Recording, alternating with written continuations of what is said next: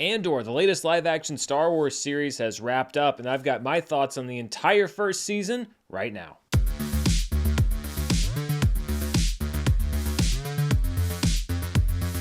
Hello everybody, I'm Dan Murrell here with my thoughts on Andor, the spin-off series from Rogue One, a Star Wars story about Cassian Andor. It wrapped up its first season last week, and I've been putting my thoughts together. I didn't review the show week by week because it was episodic and yet not, and I really wanted to see the scope of the entire story before I weighed in on it. And for me, Andor is easily the best live-action Star Wars series that we have seen from Disney Plus since this new era began. I often question the need for this show, but it just proves that execution is more important than concept. I loved parts of Obi-Wan Kenobi, for example, but I thought it was a deeply flawed show, and that was even more the case with the Book of Boba Fett, and both of those concepts you would consider slam dunks before their release. The lack of buzz around Andor, and maybe even the lack of viewership thus far, I suspect was largely because it was centered around a character that was a secondary character from a spin-off movie that had already been killed off. I openly questioned what possible interest we could have in this show. They're just milking Star Wars for more and more and more. Well, shame on me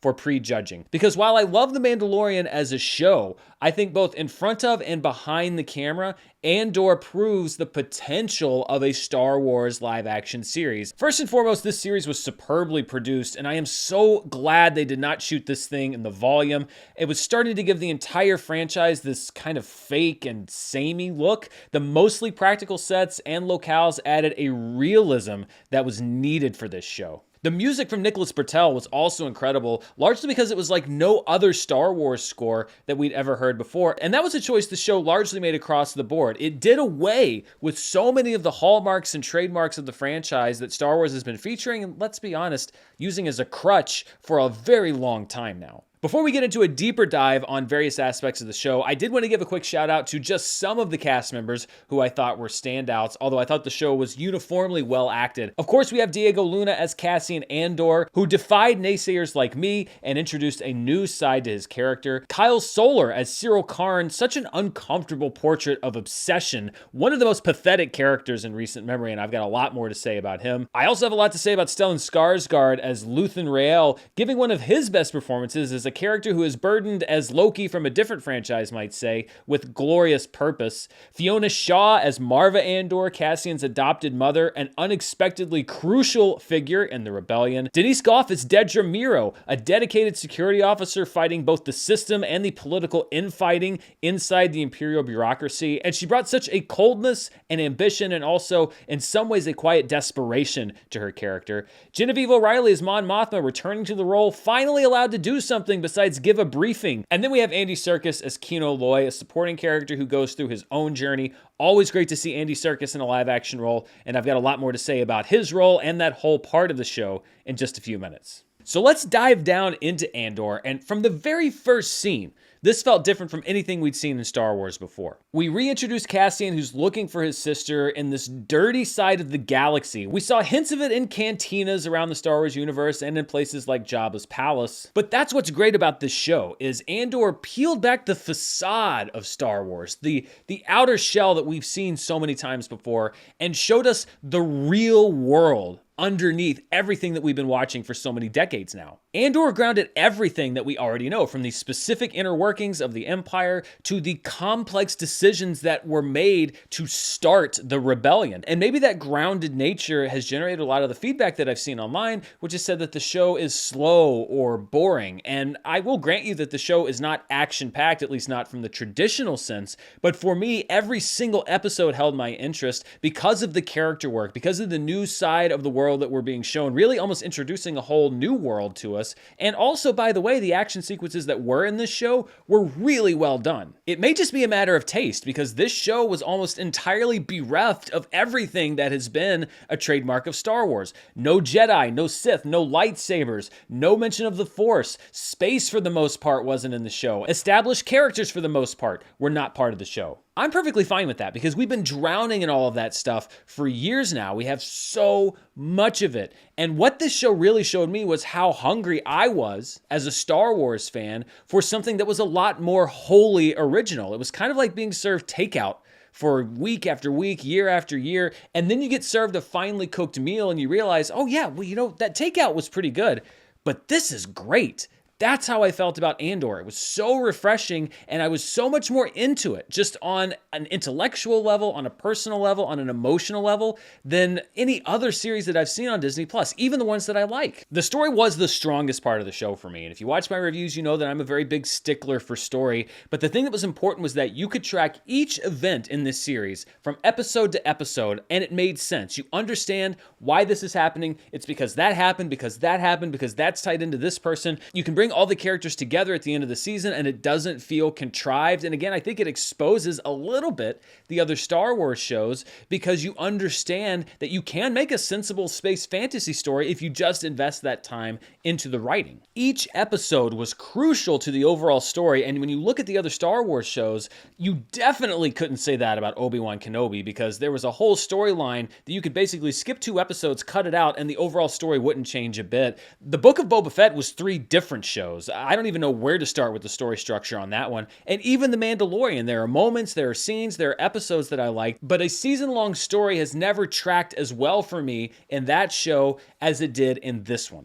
Andor told a character-forward story with events that unfolded over multiple episodes. The serialization or the episode breaks were sometimes abrupt, but it never seemed random. As an example of how well this story works, let's take it from the inciting incident. Cassian is forced to kill 2 Corpos on Morlana 1. From there, Karn hunts down Cassian and botches the Corpo operation to catch him on Ferrix, which brings the Empire to Ferrix and puts Cassian on the run. From there, we have parallel stories where resentment against the Empire grows on Ferrix. Cassian helps lead a heist and an uprising in prison. Luthen doubles down on starting the rebellion, and the Empire searches for Cassian, which all culminates in a great series finale where our characters' stories intersect. And it's all rooted in the very first episode, as a good season of serialized TV should be. There were a couple of weak points in the story. The flashbacks to young Cassian didn't tie in quite as much as I would have liked thematically to the rest of the show, and I hope that we continue to explore that in season 2. And then the character of Bix. My emotional connection to her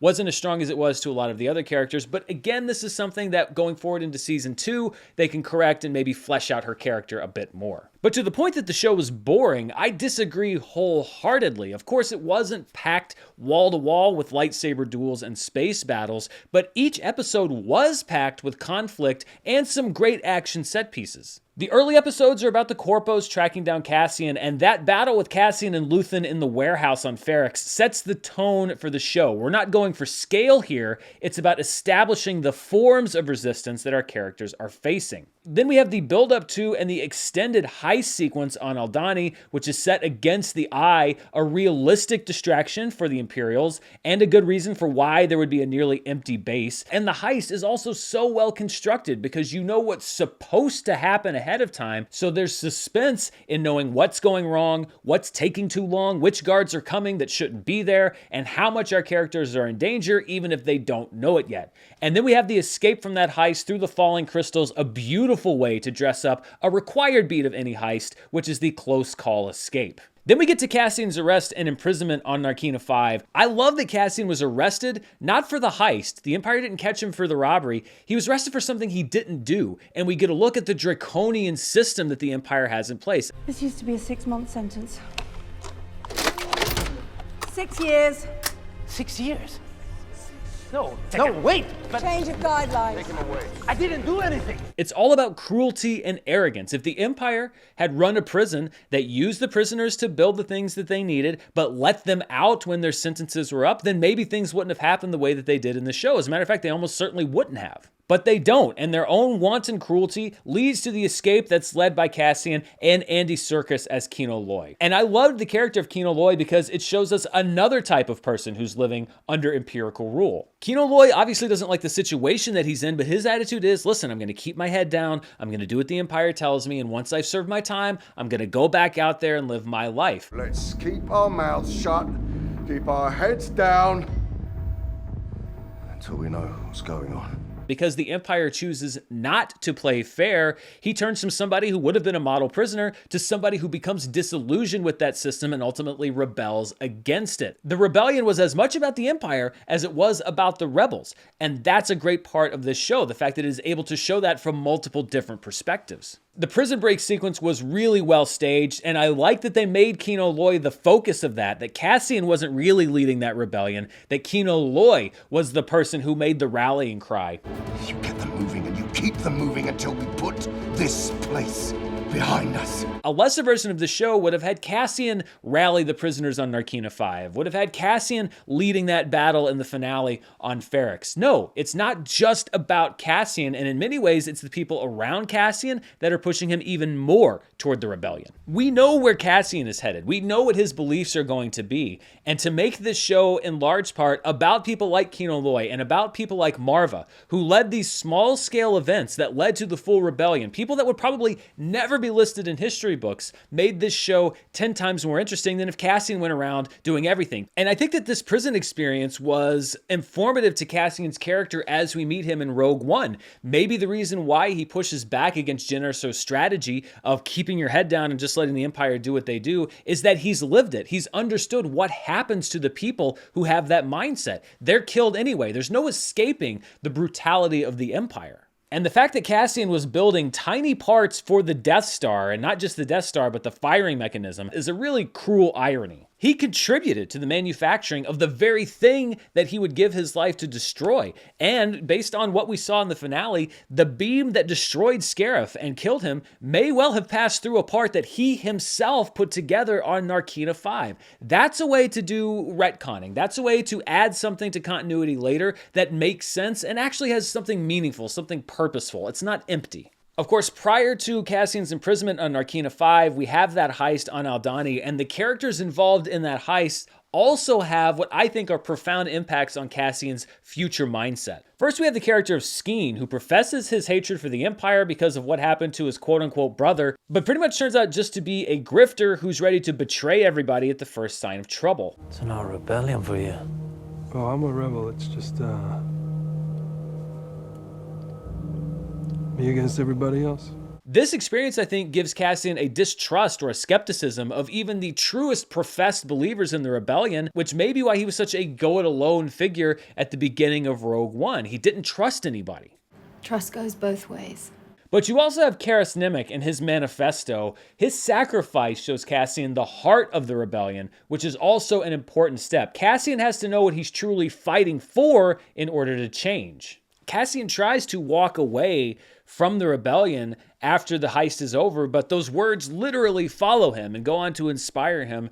And that's what I like about the show, is it's not a sudden change for his character. It's not a sudden turn. It's the accumulated experiences that he has over this first season. That's called good storytelling. So let's talk about Luthen, who I think is one of the most interesting characters in the Star Wars mythology. Stellan Skarsgård's duality in this role is fascinating. And at first we think that duality is just his public face as the owner of this antiquity store, and then his private activities as he zooms around the galaxy, kind of fomenting all of these different uprisings. But that duality is actually Luthen's own soul. On one hand, he's doing something objectively good and helping to start the rebellion that's going to take down the Empire. But on the other hand, he's doing unforgivable things, leading people into death and destruction because he knows that that escalation is the only thing that's going to get the Empire to respond, which is the only thing that's going to grow the rebellion. 30 men. Plus Krieger. For the greater good. Call it what you will. Let's call it war. It actually makes a lot of sense that it seems like Luthen is on the track to be a mentor character for Cassian, because those were the same things that tortured him. Everything I did for the rebellion. And every time I walked away from something I wanted to forget, I told myself it was for a cause that I believed in. And if Cassian's learning how to be a rebel from Luthen, then it makes sense that Luthen is a rebel in the same way that we see Cassian in Rogue One. And all of this is summarized in that incredible monologue that Stellan Skarsgård got to give about 3/4 of the way through the series. That was one of the show's best moments, hands down. I'm condemned to use the tools of my enemy to defeat them. I burn my decency for someone else's future. I burn my life. I was actually going back and reviewing some of the series in preparation for this review, and there was a moment that on rewatch plays a lot different in episode 4 when Luthen is giving Cassian this big speech in order to get him to join the heist and become part of the rebellion. Wouldn't you rather give it all at once to something real than carve off useless pieces till there's nothing left? The first time you watch it, it looks like this big rallying cry that Luthen is trying to wake up this spark inside of this guy that he sees potential in. But I think on rewatch, it just goes to show you how corrupt Luthen is, because he will say or do anything to recruit new cannon fodder. Luthen was ready to kill Cassian for knowing who he was. He wasn't really devoted to keeping this guy in the rebellion. He just thought he would be able to help him achieve that specific purpose. And it just goes to show you the rot that is at the center of his soul in spite of his noble intentions. We can't have him walking around with Luthen in his head. You mean kill him? This is what revolution looks like.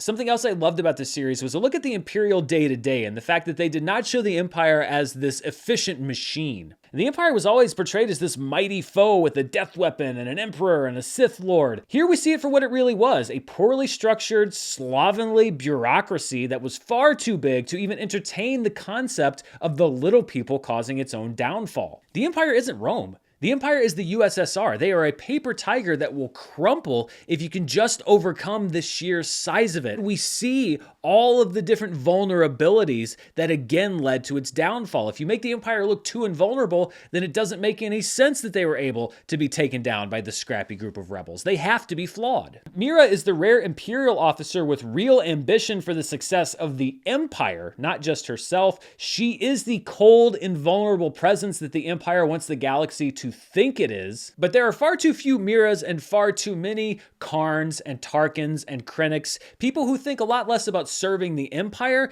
and who think a lot more about pleasing the Emperor. And let's talk about Karn, who is the embodiment of the idea of exceptionalism and reckoning with the fact that maybe you're not as great as you think you are. Karn's arc in this season reminded me a lot of something that I've seen in reference to social media, which is something called the Dunning-Kruger effect, which is basically that your own lack of skill or competence means that you don't understand just how incompetent you are, and thus you basically live in this delusion where you are constantly being overlooked or underestimated because you are the best at what you do, when in reality, you're really not. I love that they didn't give Karn this arc where he is this scrappy young analyst who's drummed out of the corpos, but he comes back and he's a hotshot Imperial officer. And I really hope they don't A, give him that arc, and B, give him some kind of a love story with Miro, because that dude is a stalker. I'm sorry. I don't ship them. I don't think anyone should ship them. I don't think you should like Karn. I don't think you should be rooting for Karn. Karn was a middle manager on a nowhere planet who thought he was smarter than the Empire. He took a big shot and he failed. And he was a failure at just about everything he did this season. He couldn't rally his own corpos before that raid on Ferrix. There's no room for doubt on the path to success and justice. I think that his roughhousing of Marva may have been one of the things that spurred her to actually be a big supporter of the rebellion. Don't let them scare you, B. They can't do that. They're in Shut her up! So in many ways, Karn actually may have been one of the instigating elements of the rebellion. He's a washout who was forced home and had to take a dead-end job that he was actually probably pretty good at, because Karn is not completely incompetent. He's just not the great Imperial security officer that he thinks he is. I don't know what everybody else's take on Karn is, but I am not rooting for him in any way, shape, or form. Somebody who I am rooting for, and it's a good reason because she is one of the future leaders of the rebellion, is Mon Mothma. Again, it would have been easy to write her as the confident leader with all the answers, but in this era of the rebellion, Mon Mothma is scared. She wonders if she's doing the right thing. She's trapped in what seems to be a loveless marriage with a daughter who doesn't like her very much, and it seems like she's about to sell that daughter out for her own arranged marriage in order to fund the rebellion. Mon Mothma here is really on the edge of a cliff. She has given everything and put herself at huge risk for a rebellion that she is losing faith in and isn't really sure is going to succeed. Of course, we know that all that sacrifice will be worth it, but she doesn't know that. And that's what makes her character interesting. I do love, though, that she's still savvy, both politically and in the real world. That scene in the finale where she accuses her husband of gambling, knowing that her chauffeur is an Imperial spy and will be listening into their conversation in order to hide the money that she's funneling into the rebellion, is a really great move and shows that she is becoming more duplicitous in the way that Luthen is. Where would I get the money? That's the question that scares me the most. That contrast between their two characters is great. They're both strong early supporters of the rebellion, but Luthen is ready to burn the world down in order to get the rebellion going. Mon Mothma is funding that rebellion, but is still clinging to this hope that a diplomatic solution can somehow be found. In the end, both of them are wrong, and again serves as a rebellion in the early stages that is not the exact same thing that we'll see in later movies. As cold-hearted as Luthen is, he's also right that to escalate the rebellion into an all-out war, the Empire has to be antagonized and sacrifices have to be made. And that final escalation on Ferrix is so great. We had seen small glimpses of the rebellious attitude amongst citizens on Ferrix before when they were ringing the alarm to alert everybody that the Corpos were coming. What is all this? Intimidation, sir. Bluff and bluster. But here we saw citizens standing defiantly against their system of repression for the first time en masse. I never knew that Star Wars was missing marching bands from their action scenes, but they most definitely were. And now for the first time, the Cantina Band is in a death battle for the Best Band in Star Wars title. And we also have the staging of that final rebellious act on Ferrix. We have Marva with that projection. Her saying, "Fight the Empire," is one of my favorite Star Wars moments ever. Fight the Empire! And then just that entire sequence, the chaos on the ground, again showing that the Empire is not lethally effective, at least not yet, because they don't believe that they have to be. That entire last act goes down as one of my favorite pieces of Star Wars filmmaking, TV making, whatever you want to call it, storytelling, I guess, ever. And let's talk about Marva, who could have easily been the mom character. You could have made her one-dimensional. She's a plot device whose death gets Cassian back onto Ferrix so he can be in the Empire's crosshairs. Instead, she's an unsung hero of the rebellion, and she is that final example that Cassian needs to see of somebody who's willing to give everything to the fight. This is madness. No, it's not. It's overdue and probably doomed, and I'm too old, and I don't care anymore. That funeral speech and the effect it has on the people of Ferrix establishes the spirit of the rebellion better than almost anything we've seen before. Because the rebellion wasn't just Princess Leia and Luke Skywalker in an X-Wing. It was millions of people on countless planets across the galaxy performing acts of insurrection, big and small, year after year, until the Empire finally fell. We've seen the big acts. We've seen the Death Star. We've seen the fight against the Emperor. These were the street-level acts that helped to win the fight. And as ridiculous as it may sound, I think that Marva's funeral is as consequential to the rebellion as the Luke Skywalker Death Star trench run, just on a different scale. So let's talk for a little while about Cassian Andor. After all, the series is named after him, and I like that he is brought in basically because Luthen needs to use his knowledge. Cassian has that on-the-ground knowledge of the Empire, not just theoretical sitting on Coruscant. He knows that they're self-satisfied. They are not the unbeatable overlord that everyone thinks they are. To steal from the Empire? They're so proud of themselves. They don't even care. They're so fat and satisfied. They can't imagine it. But Cassian doesn't start as a true believer. He doesn't like the Empire, but he's not a zealot. He's practical. He sees an opportunity to bankroll his escape, to go and grab Marva and hide out on a planet somewhere and let everything pass over. It's happening everywhere. Well, we'll find a place they haven't ruined yet. I'm already there. That place is in my head. I think it's Cassian's prison experience that really radically changes him for good. It's an up-close look at the cruelty of the Empire, but it's also a plot point where he's crucial to the advancement of the story. And it's that mindset following imprisonment that allows him to understand on Ferrix just how far people are ready to push the Empire. He can see what they've done to his home and his friends, what the effects have been on his mother, and it finally pushes him to officially join Luthen. Kill me. Or take me in. I think they really use Cassian's character exceptionally well in this series. He wasn't just an earlier version of the one we know from Rogue One with the same system and set of beliefs. He is a different person. We see that advancement in his character. And through him, we also meet people who represent a cross-section of beliefs, people of different classes, different situations, and we see how they have all been pushed to their own breaking point. And despite all these different characters on all of these different planets and a bunch of different storylines that don't necessarily tie directly to Cassian, we still don't lose track of him and his growth throughout the season. It really is a great piece of writing, and I think makes Andor not just the best live-action Star Wars show that we've seen so far, but I think one of the best TV shows, one of the best stories this year. Now, things can always go wrong in season 2 of a TV show. You can cite countless examples to underline that fact, but I'm hoping that because a large part of the creative team is staying intact, that we are going to get something really special with the second and final season of Andor, that they'll be able to tie it into Rogue One while still telling their own new story like they've done already in this first season, and that they'll be able to successfully bring to a close one of the most unexpectedly solid chapters in the history of the Star Wars saga. So what do I sacrifice? Everything! So those are my thoughts on Andor. In case you didn't notice, I was a big fan. What did you think? Was it a show that just didn't hold your interest? Or are you on board with me? Do you think it's some of the best Star Wars that we've ever gotten? Let me know down in the comments below. And as always, thank you so much for watching me here on the channel. I'll be back very soon with more box office news, reviews, and more. Until then, stay safe, and I'll see you next time. Bye.